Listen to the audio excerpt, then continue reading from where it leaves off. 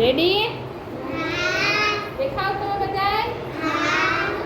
ચાલો ઊંચા થઈ જજો જરી. ઓહો આ બેસી જાઓ. ક્રિસ તું એની જા અહીંયા. જલ્દી બેસી જાઓ. એમ બેસી જા. એમાં તું આવીશ જો બેસી જા. મારતો નહીં હો કોઈને. મારીશ નહીં ને? ડાયર